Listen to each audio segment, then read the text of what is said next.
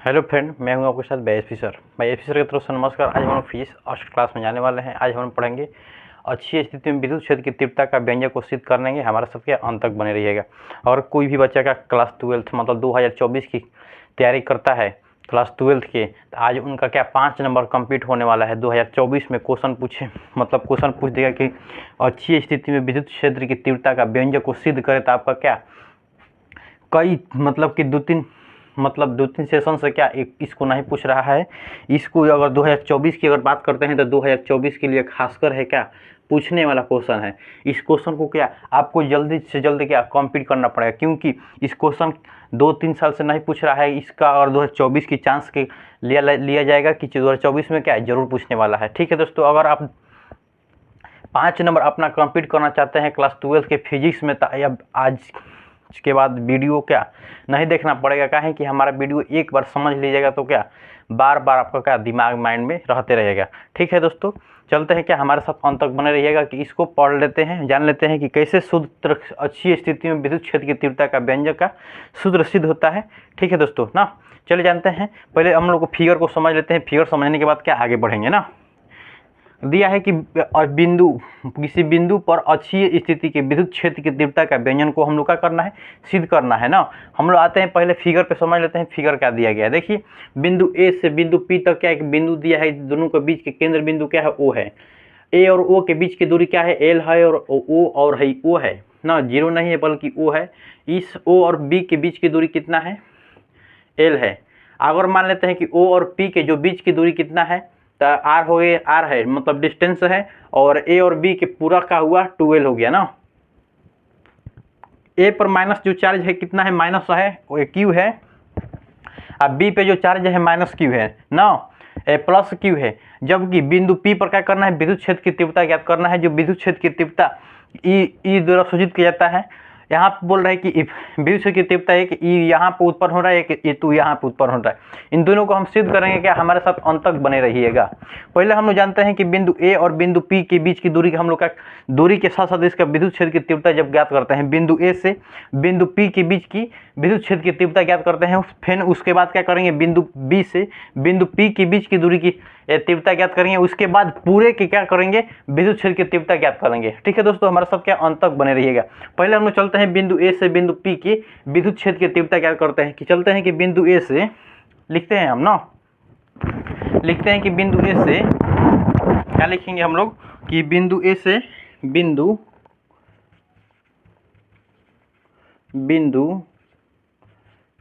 ए से बिंदु पी पर विद्युत क्षेत्र की तीव्रता ना, मान लेते हैं क्या है ना। पहले हम लोग चलते हैं कि बिंदु ए और बिंदु पी के बीच की दूरी पहले ज्ञात कर लेते हैं, तब विद्युत क्षेत्र की ज्ञात करेंगे ना। पहले हम लोग बिंदु ए से बिंदु पी के बीच की दूरी ज्ञात करना पड़ेगा। बिंदु ए से बिंदु पी के बीच की दूरी ना, तो क्या हो जाएगा, बिंदु ए से बिंदु पी के बीच की दूरी क्या होगा, एल प्लस क्या हो जाएगा, आर ना।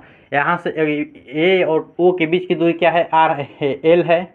और ओ से पी के बीच की दूरी क्या है, आर है। तो क्या लिख सकते हैं, क्या लिख सकते हैं, आर प्लस क्या लिख सकते हैं, एल लिख सकते हैं ना। हो गया। अब चलते हैं बिंदु, यहाँ पे बिंदु होगा। आप चलते हैं इक्वेशन मतलब 1 मान लेते हैं इसको। बिंदु बी से बिंदु पी के बीच की दूरी लेते हैं ना। बिंदु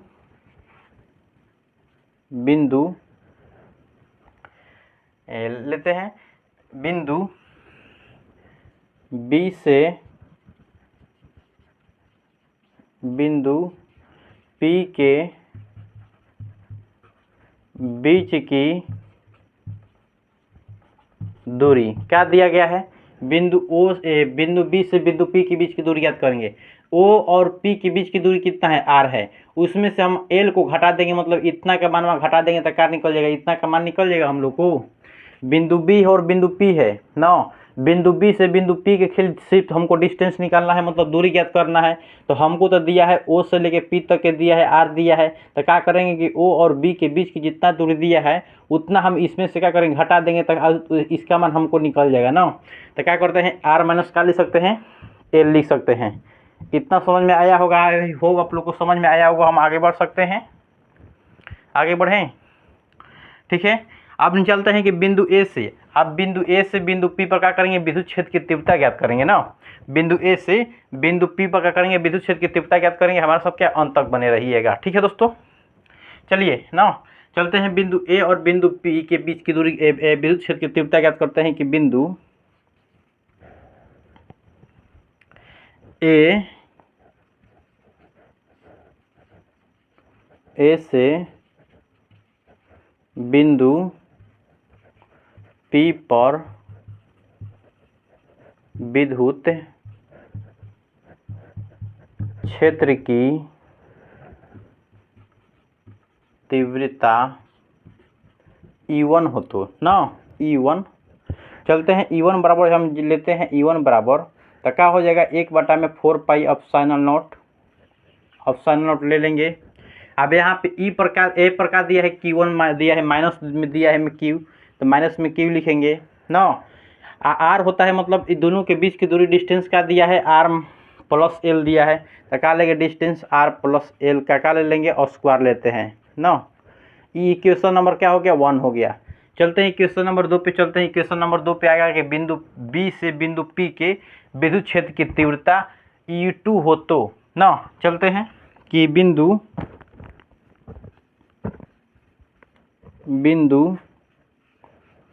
B से बिंदु P पर विद्युत क्षेत्र की तीव्रता क्या हो E2 हो तो ना, E2 हो तो ना। चलते हैं इससे पार देते हैं, इधर हो जाएगा आधा आधा इधर हो जाएगा। E2 हो तो E2 बराबर हम लोग क्या ले सकते हैं 1/4 पाई एप्सिलॉन नॉट। बी पे क्या दिया है प्लस दिया है, तो प्लस चार्ज लेंगे यहाँ पे प्लस Q हो जाएगा, बटा में क्या हो जाएगा। अब दोनों के बीच मतलब B और P के बीच की दूरी क्या है तो R माइनस एल है, R माइनस एल रख सकते हैं, R माइनस एल रख लेंगे। इसका क्या हो जाएगा स्क्वायर हो जाएगा। समीकरण नंबर 2 हो गया ना, समीकरण नंबर 2 हो गया। आगे बढ़ सकते हैं हम लोग, समीकरण नंबर 2 हो गया ना, आगे बढ़े हम लोग। समीकरण नंबर 2 हो गया। अब चलते हैं दोनों आवेशों पे चलते हैं ना। अब इन दोनों आवेश मतलब कि दोनों विद्युत क्षेत्र की तीव्रता पे चलते हैं कि दोनों विद्युत क्षेत्र की तीव्रता का जो परिणाम हो क्या होता है, क्या निकलता है E1 निकलता है। अब अगर हम चल रहे हैं कि दोनों विद्युत क्षेत्र की तीव्रता के जो परिणाम निकलता है क्या निकलता है E1 निकलता है। दोनों आवेश अगर बोल रहे हैं कि दो आवेश है, इसमें Q1 और Q2 आवेश है, क्या है Q1 और Q2 आवेश है। तो चलते हैं कि विद्युत क्षेत्र की तीव्रता बराबर लिख देते हैं कि विद्युत क्षेत्र की तीव्रता बराबर विद्युत क्षेत्र की तीव्रता बराबर विद्युत क्षेत्र की तीव्रता 1 प्लस विद्युत क्षेत्र की तीव्रता क्या 2 को क्या करेंगे जोड़ने पर ना।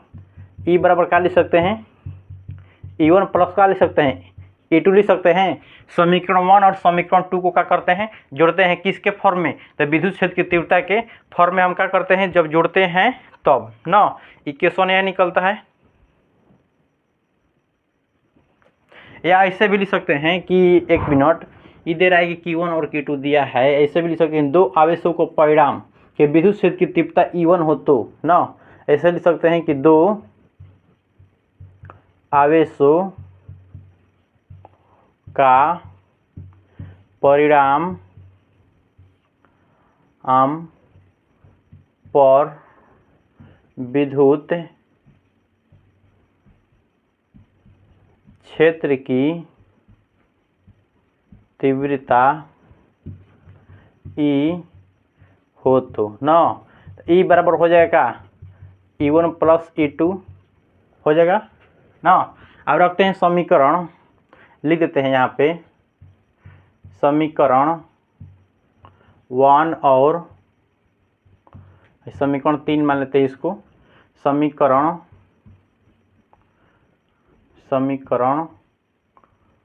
2 का मान समीकरण 3 में रखने पर हो गया। बंद होगा कोष्ठ, रख देते हैं। ई बराबर हो जाएगा, समीकरण 1 का मान क्या निकाला है हम लोग? समीकरण 1 का मान यहाँ पे निकाला है कि E1 बराबर 1/4 माइनस क्यू बटा में क्या R प्लस एल का स्क्वायर दिया है, तो रख देते हैं 1/4 1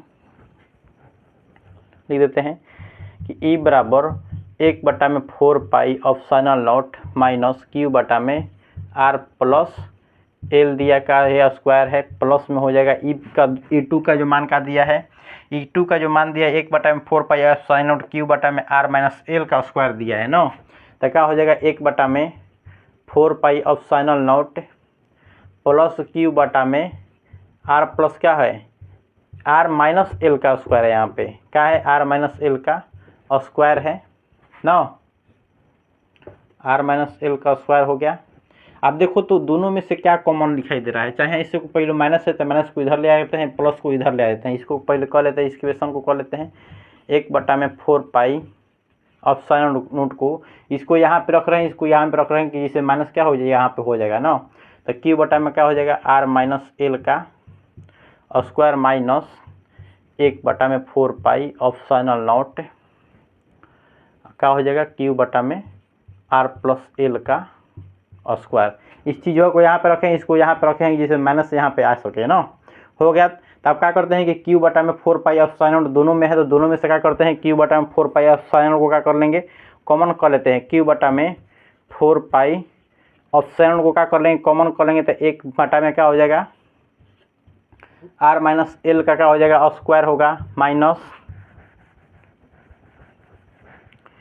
ई बराबर क्यू बटा में क्या होगा 4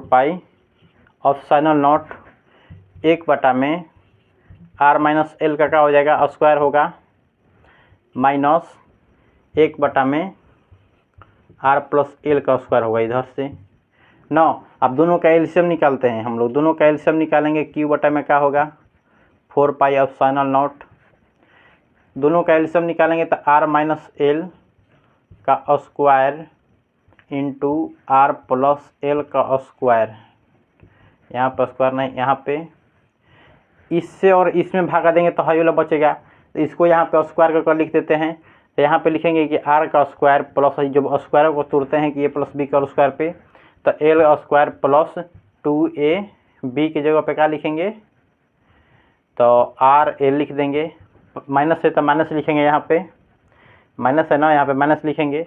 अब इससे क्या करेगा कि हाई वाला कट जाएगा तो हाई वाला बचेगा, तो इसको इस इक्वेशन में तोड़ देते हैं, माइनस से लगा है तो आगे क्या करेंगे कोष्ट लिखेंगे ना, तो R का स्क्वायर प्लस एल का स्क्वायर A माइनस बी के फॉर्म पे तोड़ रहे हैं, और माइनस क्या दिया है 2RL हो जाएगा ना, यहाँ पे इक्वेशन क्या हो जाता है कोष्ट बंद हो जाता है। आप चलते हैं क्या करते हैं कि जैसे ही माइनस का एंट्री होता है तो सबका माइनस जितना चेंज होता है क्या होता है चेंज हो जाता है, तो लिख सकते हैं कि E बराबर क्यू बटा में 4 R square plus L square plus 2RL है, यहाँ पे साफ साफ लिख देते हैं, इस समझ में आएगा 2RL माइनस 2RL, इस ही माइनस है तो माइनस का एंट्री अंदर होगा, तो आगे हम मामा जी आए हैं तो सबसे भेंट करेंगे, तो मामा आगे उसका भगिनी आगे तो भगिनी क्या करेगी फर्द मामा जी से क्या करेगी पलगी करेगी, तो पलगी करके जितना मिठाई उठाई लाए आगे इसको देते हैं, तो इसके आगे क्या है प्लस है, प्लस में माइनस का गुणा माइनस हो जाएगा, तो क्या हो जाएगा R स्क्वायर, मामा से भेंट कर लिया तो आप क्या करेगी आपका ही क्या करेंगे मामा जी आए हैं तो भगिना से भेंट करेंगे, तो भगिना जी प्लस में, तो प्लस में या माइनस में गुणा हुआ तो क्या हो जाएगा माइनस में अभी हो जाएगा, तो एल स्क्वायर। अब आते हैं कि अपने मामा जी आ रहे हैं बहन से मिलने, और क्या बहन के पति से मिल रहे हैं, तो यहाँ पे बहन के पति और पत्नी दोनों माइनस में हैं और माइनस में मामा जी है, तो दोनों हो जाता है क्या प्लस में हो जाते हैं, तो प्लस हो गया 2RL हो गया ना, बाटा में इसके बाटा में क्या है तो R का माइनस एल का स्क्वायर है, यहाँ पे एल का स्क्वायर है ना, एल का स्क्वायर है ना। अगर हम ये भी आप लोग जानते हैं कि आर दोनों में माइनस का कॉमन है तो क्या कर सकते हैं कि आर का स्क्वायर माइनस एल का स्क्वायर का पूरा का क्या कर देते हैं स्क्वायर कर देते हैं ना। आप क्या करते हैं कि R1 प्लस आर में है, इधर माइनस आर में, तो कटा देते हैं। इधर एल स्क्वायर का है माइनस प्लस में है, इधर एल स्क्वायर माइनस में, तो दोनों को क्या करते हैं हम लोग कटा देते हैं। तो आप बचा है क्या 2RL प्लस 2RL प्लस, इन दोनों को क्या करते हैं जोड़ देते हैं ना।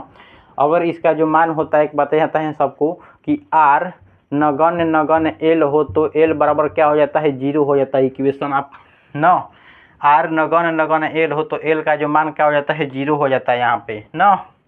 तो E बराबर लिख देते हैं, E बराबर Q बटा में 4 पाई ऑप्शनल नॉट, तो है 2 और 2 का हो जाएगा 4 RL हो जाएगा, ये तो हो गया। बटा में क्या हो जाएगा, तो ये एल स्क्वायर के जगह पे एल के जगह पे क्या लिखेंगे 0, तो 0 का स्क्वायर 0 और तो आर का स्क्वायर के पावर क्या हो गया स्क्वायर हो गया ना। आई होप आप लोग को इतना समझ में आया होगा। आगे हम बढ़ सकते हैं। अब कहाँ लिखा जाए बताइए, तो ढेर हो गया थ्रू इक्वेशन, ये दिखाई आप लोग को नहीं देता होगा ना। तो हम क्या करते हैं कि नगण्य जो काम है इतना पे कर देते हैं इसको ना, हो गया। तो आर नगण्य नगण्य एल बराबर क्या लिख देते हैं 0 लिख देते हैं, एल बराबर ना, एल बराबर 0 हो गया। तो रखते हैं तो क्या हो जाएगा कि यही आर कट गया, तो ये तो दिखाई दे रहा है आप लोग को, इस पर देख लें। ये चीज़ों का ऊपर लिख देते हैं ना। चलिए देखते हैं, लिख देते हैं कि हो जाएगा कि Q बटा में 4 पाई स्क्वायर, तो ई बराबर लिख देते हैं, ई बराबर Q बटा में 4 पाई ऑप्शनल नॉट गुणे, तो क्या हो जाता है 2 Q है 0 नहीं है, Q है क्या है, तो 2 2 4 हो जाता है, 4 RL हो जाता है, बटा में क्या हो जाता है आर का स्क्वायर का पूरा का स्क्वायर हो जाता है। जैसे एल का मान क्या रखते हैं 0 रखते हैं, तो 0 का स्क्वायर तो 0 हो जाएगा, और फिर आर के स्क्वायर का फिर स्क्वायर हो जाता है। तो ई बराबर जब आ जाता है मान क्या हो जाता है Q बटा में 4 पाई ऑप्शनल नोट, यहाँ पे गिजी में जी आप लोग को दिखाई दे रहा है 4 पाई ऑप्शनल नोट है, 4 पाई ऑप्शनल नोट। अब क्या करते हैं कि 2R गुणे क्या लिख देते हैं 2L ना, बटा में क्या R के पावर क्या हो जाता है 4 हो जाता है। आप लोग पढ़े होंगे चूँकि Q गुणे 2L बराबर क्या पढ़े हैं P पढ़े हैं क्या 2 गुणे Q गुणे 2L बराबर P, मतलब द्विध्रुव आगुण बराबर पढ़े हैं ना। हम बताएं अगला सेशन डाल चुके हैं वीडियो, उसका आप जाकर वहाँ से देख लीजिए, नहीं पढ़े हैं द्विध्रुव आगुण ना। जो सूत्र होता है क्या होता है Q बराबर 2L बराबर क्या होता है P होता है। इसका सूत्र होता है क्या करते हैं कि दोनों के मानवा की जगह पे Q और 2L है, तो दोनों के मानवा की जगह पे क्या लिख देते हैं P लिख देते हैं ना। एगो R से क्या होता है एगो R कैंसिल हो जाता है। तो ई बराबर जो इक्वेशन निकलता है क्या होता है Q बटा में 4 पाई ऑप्शनल नॉट, और क्या हो जाता है दोनों क्या हो जाता है P हो जाता है, तो 2P हो जाता है दोनों मिलाकर, बटा में क्या हो जाता है RQ हो जाता है। तो एल मतलब अच्छी स्थिति में विद्युत क्षेत्र की जो तीव्रता का जो मान निकलता है क्या निकलता है बताइए, तो विद्युत क्षेत्र की तीव्रता का जो व्यंजक का क्या मान निकलता है, तो ई बराबर है क्या है Q बटा में 4 पाई स्क्वायर नॉट और 2P बटा में RQ निकलता है ना। क्या निकलता है ई बराबर 1 बटा में 4 pi optional not 4 pi square not, Q कहाँ से आएगा जी यहाँ पे, अब Q हट गया तो यहाँ पे 1 ना होगा, तो क्या हो जाएगा 2P बटा में RQ हो जाता है। ये हम लोग का क्या जाता है सूत्र हो जाता है। आई होप आप लोग को समझ में आया होगा।